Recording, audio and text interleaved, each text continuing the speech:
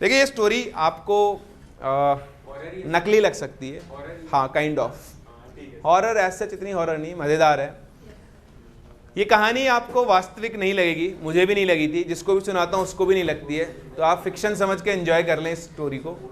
और ये मुझे भी मेरे एक दोस्त ने सुनाई थी, 2015 की बात है, जब हम साथ में काम करते थे, तो उनको उनके दोस्त ने सुनाई थी, और उनके दोस्त के साथ ये हुआ था। मतलब मेरा फ्रेंड, मेरे फ्रेंड का फ्रेंड और उसका फ्रेंड, 1 2 3 1 2 3 4, जो फोर्थ पर्सन था उसके साथ वो स्टोरी हुई थी। उसने उसको बताई, उसने उसको बताई, उसने मुझे बताई, तो उसके बीच में मैंने कुछ हो चुका होगा, मिर्च मसाला लग चुका होगा, but core of the story आपका क्या रहने वाला है, सेम रहने वाला है।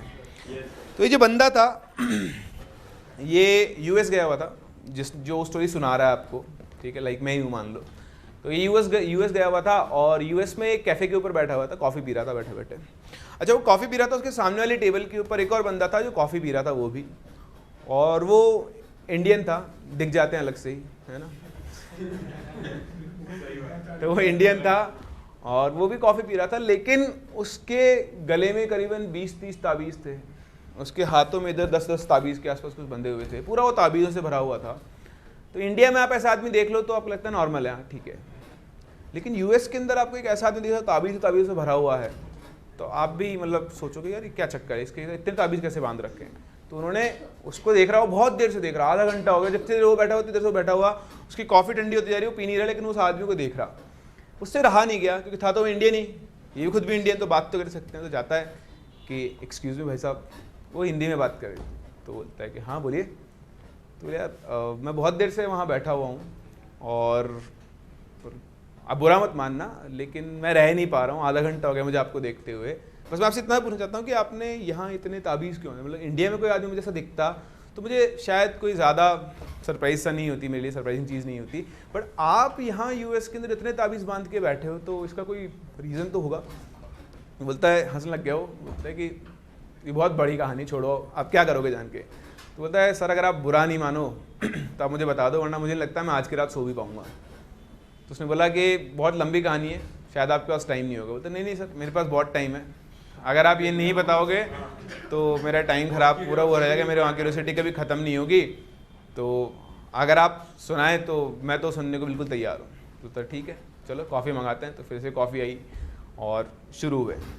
उसने बताया कि देखो ये बहुत बड़ी कहानी है, शायद आप इस कहानी पर विश्वास ना करो, लेकिन आज से करीबन 10 साल पहले, मैं इंडिया से ही हूँ, मैं आगरा में रहता हूँ, मतलब मेरा नेटिव प्लेस आगरा है, और मैं किसी एनआईटी से वो पास आउट था, शायद एनआईटी वारंगल या त्रिची, दोनों में से कोई एक। उसने ये बताया था, बोलता है कि मान लो वारंगल मान लेते कि मैं एनआईटी वारंगल से पास आउट हूँ, बीटेक मैंने किया हुआ है।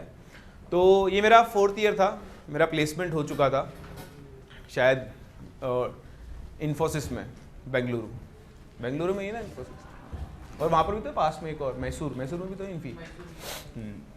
तो मेरा इन्फोसिस में प्लेसमेंट हो चुका था, और मैं करीबन 3 साल बाद घर जा रहा था। मैं फर्स्ट ईयर में घर आया था, उसका दोबारा घर नहीं गया था। तो क्योंकि क्या होता है, जैसे आपका अप्रैल या नवंबर दिसंबर में प्लेसमेंट हो जाता है, प्लेसमेंट सीजन शुरू हो जाता है करीबन सितंबर के बाद से, जब आप 4th ईयर में होते हो। तो सितंबर से लेकर ऑलमोस्ट जून जुलाई तक प्लेसमेंट चलते रहते हैं, किसका कब नंबर लगे, किस्मत वाली और एफर्ट वाली बात है। तो पर अल्टीमेटली वहाँ तक सबका प्लेसमेंट ऑलमोस्ट हो ही जाता है, ठीक है। कुछ एक ही नकारे बचते हैं जिनका नहीं होता, बाकी सबका हो जाता है ऑलमोस्ट। तो मेरा प्लेसमेंट हो चुका था, शायद फेब के अंदर आसपास का प्लेसमेंट हो गया था। तो मिड जुलाई की उसकी क्या थी, ज्वाइनिंग थी। तो ये आप ना कॉलेज में जब 8th सेमेस्टर में होता हो, फाइनल ईयर में, तो करीबन ये आप मान लो मिड अप्रैल या इनिशियल जून मिड में आप अपने सारे प्रोजेक्ट सबसे फ्री होते हैं, कि आपको प्रोजेक्ट भी सबमिट करना होता है, वो सबसे एसेंशियल होता है, उसके बिना आपको डिग्री नहीं मिल सकती, आप पास ही नहीं होगे। तो वो सारे काम करके वो फ्री हो गया, उसको लगा कि मेरे पास 1-1.5 महीना है, अब मैं आराम से घर जाकर रहूँगा। तो वो आगरा आया, आगरा उसके घर वाले बहुत खुश हुए, दोस्त बहुत खुश हो गया, चलो लड़का 3 साल बाद घर पे वापस आया है, तो बहुत बढ़िया।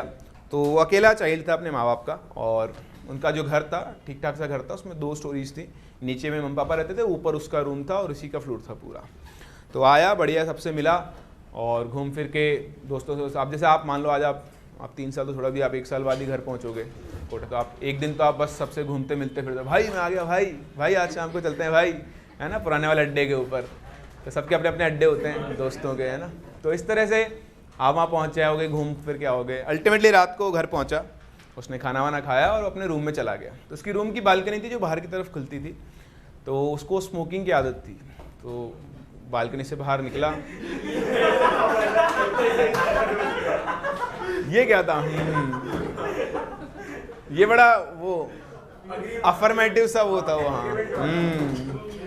कुछ राज छुपा है इसके पीछे, बता दो। नहीं, कुछ नहीं। हाँ, तो खैर उसको स्मोकिंग की आदत थी, तो वो बालकनी में गया, जैसे रेगुलरली वो स्मोक करता, स्मोक करने लगा। वो स्मोक कर देता था, उसकी नज़र पड़ोस वाली बालकनी पड़ी, तो देखे पड़ोस वाली बालकनी में एक लड़की खड़ी हुई है। उसने उसको देखा, ठीक है, वापस से अपना काम शुरू। उसने अपनी सिगरेट ख़त्म की, गया, सो गया। फिर अगले दिन वापस उठा, नाश्ता वास्ता किया, फिर बालकनी में आया,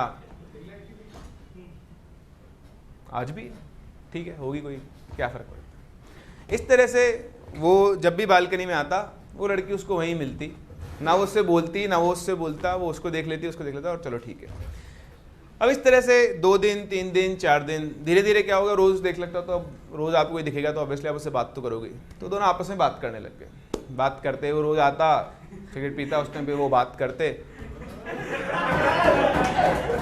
क्या हुआ, अभिषेक के साथ वैसा ही कुछ हुआ है क्या? चारों तरफ क्यों देख रहे हो? खैर चलिए, तो इस तरह से उनमें बातचीत शुरू होने लगी। कहानी में इंटरेस्ट ले, अपने आप को इन्वॉल्व ना करें, ठीक है। ये तो कॉमन स्टोरी आप भी थी, किसी की भी हो सकती है, तो उसको आप इन्वॉल्व ना करें। तो इस तरह से बातचीत वो करने लगे, 10 दिन 15 दिन 20 दिन। तो जैसे जैसे रोज़ बात करते, ज़्यादा से उनका अट्रैक्शन बढ़ता जाता। इस तरह से टाइम, 1.5 महीने का टाइम कब गुजर गया पता ही नहीं चला।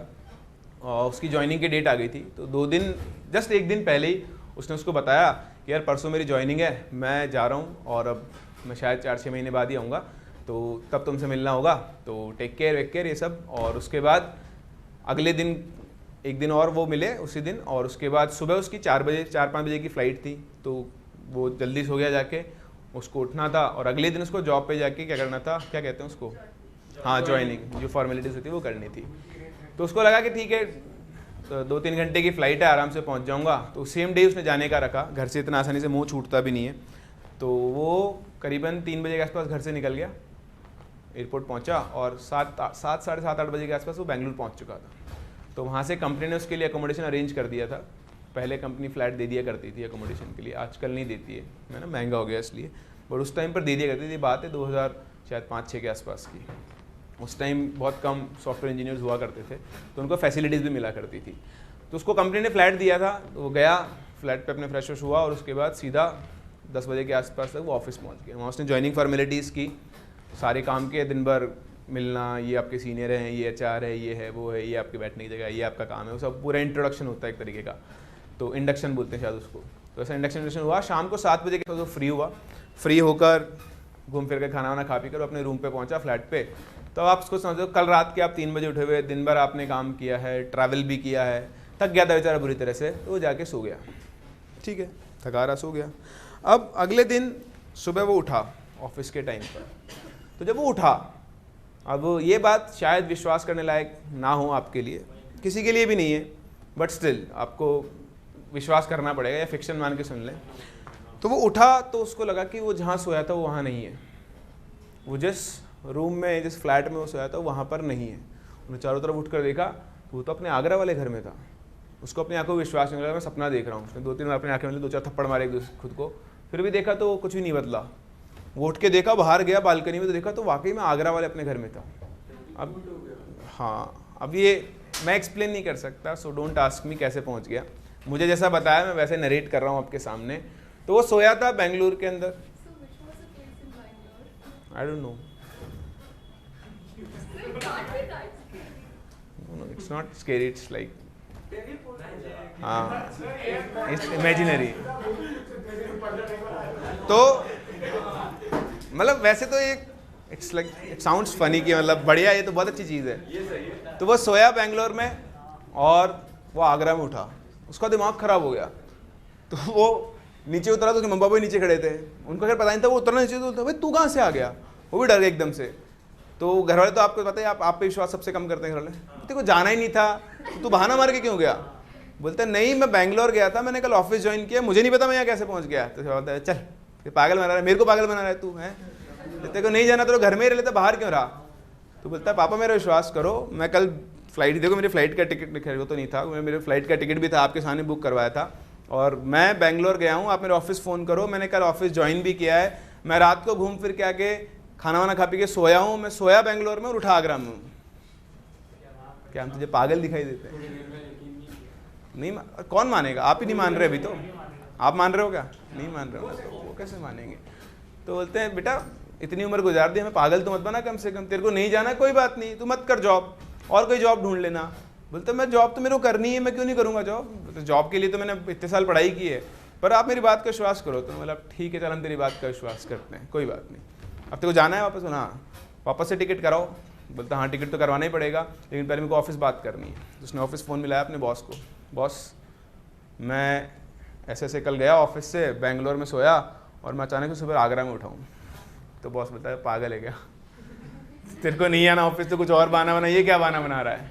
तब उसका जो स्टेट था उसको कोई समझ ही नहीं सकता था, क्योंकि ये तो अनइमेजिनेबल सा है कि ऐसा कुछ हो भी सकता है। और अगर आपको या कैसा बोल रहा है, आप खुद सोचो आप स्कूल नहीं गए और आपने प्रिंसिपल बोला सर मैं घर पे सोया था और मैं बैंगलोर में उठाऊँ, सर मैं स्कूल कैसे हूँ? तो है ना, तो ऐसा कभी आप मुझसे भी आके बोलो, मैं आपसे बोलूँ कल भाई क्लास क्यों नहीं आए? सर मैं रूम पे सोया था, मैं अपने रूम पे सोया था, मैं तो स्टेशन पे उठा। तो मैं भी आपसे बोलूँगी कि पागल समझ रखा है क्या? तो इस तरह से वो सीनियर से बोलता है कि तुझे बहाना बना, मैंने अपने इतने बड़े करियर के अंदर कभी ऐसा बहाना नहीं सुना, तो ऐसा कहाना बना जो डाइजेस्ट हो जाए। तो बोलता है सर मेरी बात का विश्वास करो, मैं सही बोल रहा हूँ, या मैं आपको कैसे एक्सप्लेन करूँ, लेकिन यही सच्चाई, आप चाहो तो मेरे पापा से बात कर लो। तो उसने बोला अच्छा ठीक है तो कल आ जाना, अगर तू आगरा में ना फ्लाइट मिल जाएगी आज की, हाँ तो कल आ जाना, वरना कल के बाद मत आना। हाँ ज्वाइन कर दी, पंच भी करके आया था, बायोमेट्रिक पंच होता है। तो उसने बड़े महंगे टिकट करवाए, सेम दिन जाने के अर्जेंसी के अंदर। अगले दिन फिर बेंगलोर पहुंचा, ऑफिस गया, दिन भर नौकरी की, वहाँ से घर गया, खाना वाना खाया, घर आया, सो गया। अगले दिन सुबह उठा, फिर से आगरा। फिर उठा, उसका दिमाग खराब है, यार मैं फिर वापस पहुँच गया। फिर वो नीचे उतर के पहुँचा, पापा मम्मी खड़े, अबे तू फिर आ गया, तू फिर नहीं गया? अरे पापा मैं गया था, आपने तो टिकट करवाया था। तो तू गया था तो वापस क्यों आ गया? तो बोलता है मुझे भी नहीं पता। अब मैं फिर से वही मैंने कल काम किया, तो ऑफिस गया, आप मेरे को फ़ोन करो ऑफिस। तो इस बार उसके पापा ने फ़ोन भी किया ऑफिस कि उसकी सीनियर सर ये कल ऑफिस आया था। बोलता है सर आया था। सर ये कल ऑफिस आया था तो आज आगरा कैसे पहुँच गया? तो वो बता कि फिर आगरा पहुँच गया। तो उसने उससे बात की कि तेरे चक्कर क्या है, तेरे को तो मतलब या तो तू बहुत ज़्यादा पैसे कमा रहा है कि नौकरी करता है और वापस आगरा पहुँच जाता है, इतनी तो सैलरी भी नहीं है। तो बोलता है सर मुझे भी पता है मेरी सैलरी इतनी नहीं है और मैं अफोर्ड भी नहीं कर सकता रोज़ाना प्लेन से यहाँ पे आना, और आपको भी पता है कि टाइम लगता है आने में, है ना। मैं रात को वहाँ से नौकरी करके निकल रहा हूँ और सुबह 5 बजे उठ रहा हूँ, तो मैं सोऊंगा कब? आप मेरी बात का विश्वास करो, मैं बैंगलोर में सोता हूँ लेकिन पता नहीं ऐसा क्या होता है कि मैं आगरा में उठता हूँ। तो उसको फिर समझ में नहीं आया, मतलब बड़ा पेचीदा केस है। तो बोलता है कि ऐसा करो तुम रिज़ाइन कर दो, तुमसे ये नौकरी नहीं होगी। तो नहीं सर आप मुझे लास्ट चांस दो, मैं कल ही वापस पहुँच रहा हूँ, बस आज एक दिन और एडजस्ट कर लो आप, और ऐसा कभी नहीं होगा उसके आगे। तो उसने बोला ठीक है देख लेते हैं कल कल। उसने वापस से अर्जेंट में फ़्लाइट टिकट्स करवाए, वापस बेंगलोर पहुंचा। लेकिन इस बार पहुंचते पहुंचते उसने एक दृढ़ निश्चय किया, मैं नहीं सोऊंगा।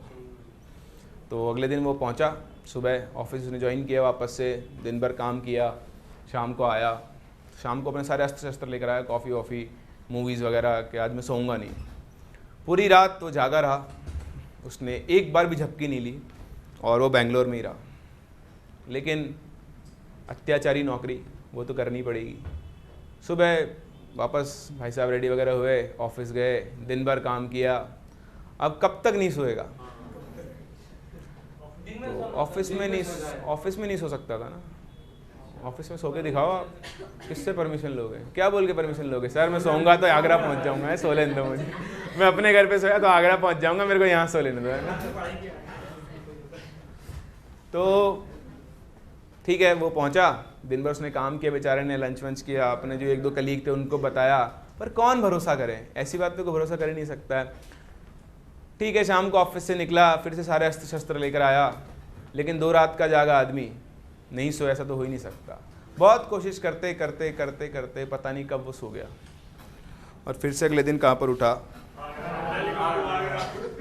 अब उसका दिमाग खराब हो गया, अब उसको समझ में आ गया था कि नौकरी तो मिलने से रही, तो उसने खुद ही अपना रेजिग्नेशन टाइप किया और बॉस को मेल कर दिया। उसमें रीज़न ये लिखा कि मेरे साथ पता नहीं क्या हो रहा है, और मैं यहाँ सोता वहाँ हूँ, उठता यहाँ पर हूँ। तो उसने मेल वेल कर दिया, और बहुत परेशान बेचारा। आप खुद सोचो, उसकी जगह अपने आप को रख के देखो, अगर ऐसा संभव हो जाए तो आपकी क्या हालत होगी ना। हाँ, मैं उसी पॉइंट पे आना था, मुझे पता था ये डाउट ज़रूर आएगा, मैं उसी पॉइंट पे आना था। अगर 2 वे होता तो फिर दिक्कत नहीं थी। हाँ, फिर उठता, आगरा वापस होता, बेंगलोर उठ जाता, पर वो 1 वे था सिर्फ, वो जाए कैसे भी, है ना, आना उसको वापस यहीं था। तो अब समझ में नहीं आ रहा। अब घर वाले भी थोड़ा थोड़ा उसकी बात पे विश्वास करने लगे, यार लड़का झूठ नहीं बोल रहा, क्योंकि पैसे लग रहे हैं, हर दिन जाता। अब किसकी तो जॉब ही लगी थी ना, पैसे तो पापा ही दे रहे थे फ्लाइट के टिकट करवाने के। आप सोचो, एक बार का फ्लाइट का टिकट सेम डे 10,000 से नीचे मिलना ही नहीं है आपको, और उस टाइम तो और भी महंगा था, मतलब उस टाइम तो प्लेन्स वगैरह इतने एक्सेसिबल नहीं थे ना, तो बड़ा मुश्किल हो रहा था। तो उन्होंने सोचा कि इसकी बात पे विश्वास करना ज़्यादा अच्छा है, वरना इस साल का, इस महीने का खर्चा पूरा गड़बड़ा जाएगा। तो उन्होंने बोला कि बेटा क्या हो गया तेरे साथ? बोलता है मैं आपको क्या समझाऊँ, मतलब मुझे खुद को समझ नहीं आ रहा क्या हो रहा है, मैं कुछ भी करूँ, मैं बैंगलोर में सो रहा हूँ तो मैं वापस नहीं उठ रहा हूँ। तो उन्होंने चल अपन पंडित जी के पास चलते हैं, उनसे बात करेंगे, देखते हैं क्या कहते हैं। तो एक पंडित जी थे वहाँ के बड़े माने हुए शहर के, उनके पास गए, उनको बताया कि ऐसी प्रॉब्लम है।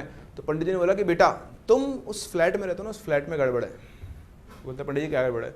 उसमें बुरी आत्मा का साया है बेटा, इसलिए तुम वहाँ पे नहीं रुक पा रहे हो। तो थोड़ा उच्च कैटेगरी का पंडित था वो, तो उसने जो समझ में आया उसने बोल दिया। तो बोला कि ऐसा काम करो, तुम नौकरी चेंज कर लो, शहर बदल लो अपना। बोला मैंने तो रेजिग्नेशन टाइप कर दिया। तो बोलता देख लो, वरना किसी और कंपनी में कर लो। तो उसने बॉस को फ़ोन किया कि सर मैं समझाऊँ तो कैसे आपको, मैंने अपना रेजिग्नेशन आपको भेजा है, लेकिन अगर मेरे रेजिग्नेशन की जगह आप मुझे किसी और शहर में शिफ्ट कर दो, ट्रांसफ़र कर दो। तो हमारे पंडित जी ने कहा है कि फिर ऐसी प्रॉब्लम नहीं होगी, तो सर प्लीज़ एक चांस दे दो। बहुत उसने रिक्वेस्ट की, 1-2 घंटे से उसको मनाता रहा। तो बॉस वो अच्छा था, लीनिएंट आदमी, उसने बोला चल ठीक है यार, मैं तो रेजिग्नेशन एक्सेप्ट नहीं कर रहा हूँ और मैं तेरे को ट्रांसफ़र कर देता हूँ। तो उसने उसका ट्रांसफ़र कहीं और कर दिया, दूसरी सिटी में, शायद ब्रांच का तो मुझे नहीं पता कहाँ पर होगी, मान लो हैदराबाद कर दिया। हैदराबाद में इन्फोसिस है शायद, गुड़गांव में भी है, नहीं सब जगह नहीं होता, सिलेक्टेड, पुणे में है, मैसूर में है, हैदराबाद है, गुड़गांव है। तो क्या एक सिटी में उसका ट्रांसफ़र कर दिया। अब उसको लगा कि शहर के इतने बड़े पंडित ने बोला है, अब तो ऐसा नहीं होगा। तो बड़ी खुशी खुशी अपने मम्मी पापा का आशीर्वाद लेकर गया कि पापा ने बोला बेटा अब मत आना, आए तो फ़ोन करके आना, ऐसे मत आना, इस तरीके से मत आना, है ना, और कोई दिक्कत हो तो बेटा फ़ोन कर देना। ऐसा तुझे लगे कोई, जैसे वहाँ तेरे को तूने बताया नहीं हमें, तो तुझे कुछ डर वर लगता हो? कुछ डर वर लगा ही नहीं मुझे तो कभी भी। मैं फ्लैट में 2-3 घंटे से रहता है, रात को सोने तो आता था। बोलते चल ठीक है कोई बात नहीं, तू ऐसे मत आना, ठीक है, और ध्यान रखना अपना। वो चला गया। वो गया, वहाँ पर भी कंपनी ने उसको एक अकोमोडेशन दे ही दिया था। ज्वाइन वाइन किया, काम किया ऑफिस में, खाना वाना खाया, रात को सो गया। सुबह वापस उठता आगरा। फ्रस्ट्रेशन की हद, दिमाग खराब, ये क्या हो रहा है यार, मतलब अपने आप ही आगरा क्यों पहुंच रहा हूँ भाई, मैं क्यों पहुंच रहा हूँ। वो फिर उठा, नीचे पहुंचा, तो वापस आ गया। तो बेचारा रोने लग गया, मैं क्या करूँ, मैं थोड़े अपनी मर्जी से हूँ, मुझे समझ में नहीं आया मेरे साथ क्या हो रहा है। अब मैं वहाँ हैदराबाद जाके सोया, फिर वापस आया। अब आप बताओ मैं कितने दिन नहीं सोऊं। तो फिर से उसको लगा कि यार चलो एक और बार बॉस से बात करते हैं। तो इस तरह से उसने, उसके पिताजी ने रिक्वेस्ट करके उसका फिर से एक और जगह, दूसरी जगह ट्रांसफ़र किया, चलो इस सिटी या दूसरी और। तो उसने ऐसे कर करके इंडिया में जहाँ पर भी कंपनी बदली उसने, इवन इस चांस के बाद बहुत सारी कंपनीज़ में काम किया, अलग अलग सिटीज़ में काम किया, लेकिन उसके साथ एक ही प्रॉब्लम थी, वो कहीं पर भी काम करे, अगर वो सो गया तो वो कहाँ उठेगा? आगरा में। तो अल्टीमेटली उसको लगा कि अब मैं कहीं जॉब कर नहीं सकता हूँ, तो वो आगरा ही आ गया और आगरा ही रहने लगा। और फिर उसके बाद ऐसी घटना होना बंद होगी कि अब आगरा से तो आगरा में कहाँ जाएगा। तो बड़ा परेशान था वो, समझ नहीं पा रहा था क्या हो रहा है उसके साथ। कोई भी जॉब ट्राई कर रहा था, कहीं भी जा रहा था तो वापस को आगरा आता। आगरा में कंपनीज थी नहीं जो उसको उसके लायक जॉब दे सके, तो छोटी मोटी जॉब करके अपना गुजारा चला रहा था।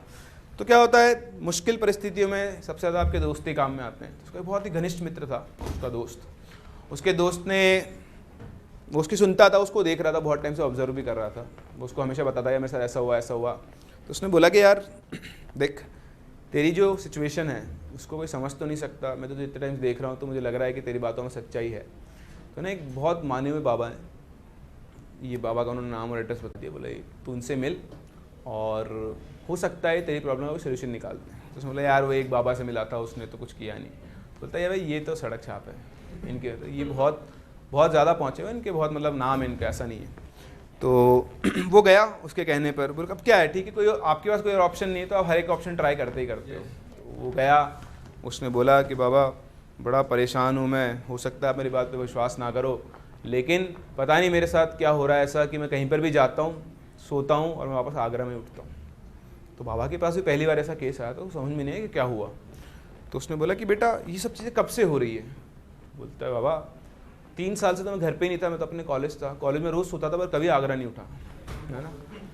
लेकिन मैं जब से वापस आया हूँ छुट्टियों के टाइम पे, उसके बाद से मैं कहीं भी चला जाऊँ बाबा, मैं वापस आगरा में ही पहुँचता हूँ। तो बाबा ने बोला कि ऐसी कोई चीज़ जो जब तू कॉलेज से आया और इन दिनों कुछ तेरे साथ कोई अजीब सी घटना हुई हो? तो बोलता है कि नहीं बाबा, कुछ भी अजीब सा नहीं हो, नॉर्मल लाइफ चल रही थी मेरी। तो बोला और दिमाग पे जोर डाल बेटा, सोच, जब तक तू सब कुछ नहीं बताएगा मैं शायद इस चीज़ का इलाज नहीं ढूंढ पाऊँ। तो उसने और दिमाग पे जोर डाला, तब इसको क्लिक किया कि बाबा एक बात हुई है। बोले क्या? बोले बाबा मैं जब यहाँ आया था ना तो मैं हर दिन, बाबा मेरी स्मोकिंग की आदत है तो मैं अपनी बालकनी में जाकर स्मोक किया करता था। मेरे पड़ोस वाले घर में एक लड़की दिखा करती थी मुझे, वो मैं उससे बातचीत भी करता था, लेकिन बाबा जब से मैं वापस आया हूँ वो लड़की मुझे नहीं दिखाई देती। तो बाबा ने थोड़ी देर उसकी बात सुनी, फिर बाबा ने ध्यान लगाया और फिर बाबा ने बोलना शुरू किया कि बेटा जिस लड़की से तुम बात करते थे उसकी तो 2 साल पहले मृत्यु हो चुकी है।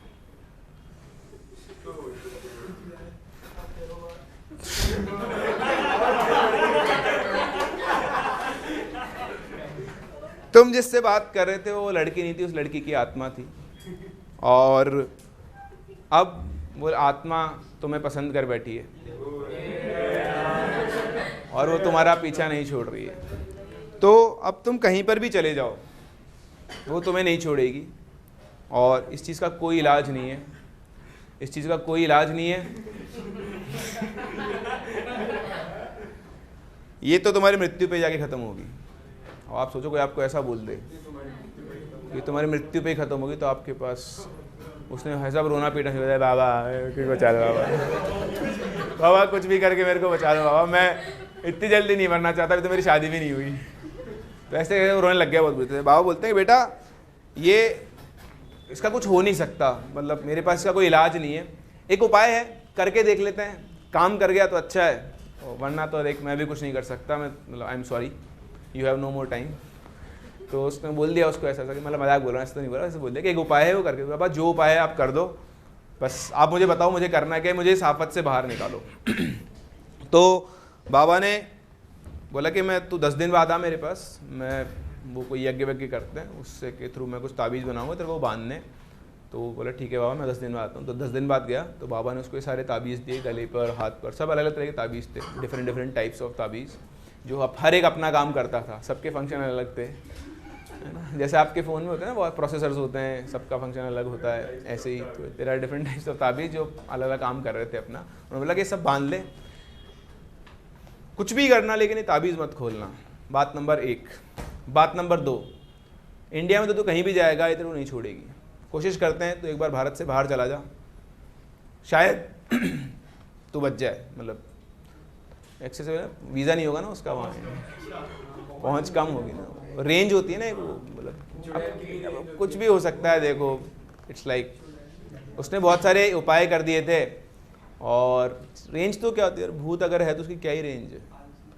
पहाड़ जो पक्षी होते हैं वो पता नहीं कहाँ ऑस्ट्रेलिया से उड़ के कोटा जाते हैं, यहाँ पे वो कौन सा है वो लाइकिंग पे आ जाती है, कितना लाइक करती है, बस तो वही तो बात है। घर पे भी रहना था और हाँ हो सकता है उसका घर से भी अटैचमेंट हो ना, हाँ ये चीज़ें होती है, भूतों को, भूत वहीं रहते हैं जहाँ उनको अटैचमेंट होता है। अभी एक और बताऊंगा आगे, अब तो टाइम होने वाला है।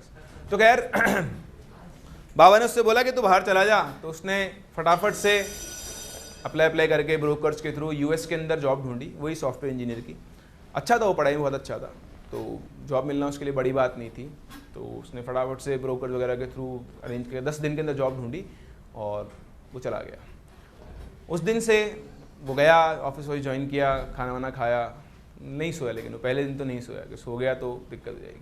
लेकिन फिर उसने सोचा कि चलो ट्राई करते हैं, बाबा का काम करता है नहीं करता ताबीज़। वो सोया और वापस से वहीं उठा, उस दिन आगरा नहीं पहुंचा।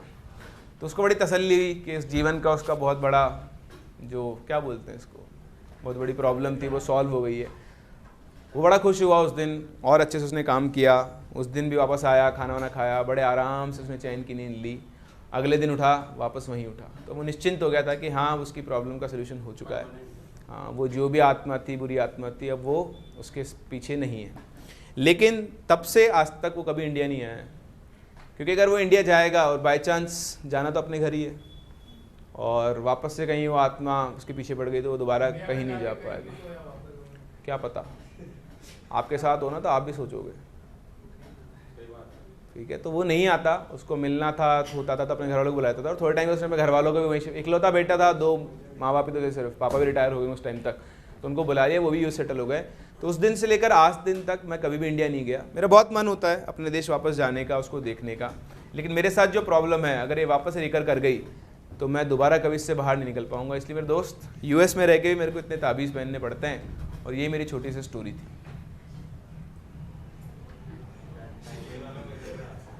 ये क्या चल रहा है? सो ये कहानी थी छोटी सी। तो इससे हमें क्या शिक्षा मिलती है? नहीं, ऐसे तो इससे हमें शिक्षा मिलती है कि किसी भी अनजान व्यक्ति से डायरेक्टली बात करना ना शुरू करें, पहले रिसर्च कर लें। हाँ, कि पता पड़ा ये जो आपका रूट है ये इमेजिनरी है या फिर रियल है ना। हाँ, पहले D=0 चेक कर लो कि रूट्स इमेजिनरी है या फिर रियल है ना। अगर इमेजिनरी हुए तो आपका पीछा अनंत काल तक कर सकते हैं, तब तक कर सकते हैं जब तक वो आपको अपने साथ में ना ले जाए। चलिए, थैंक यू।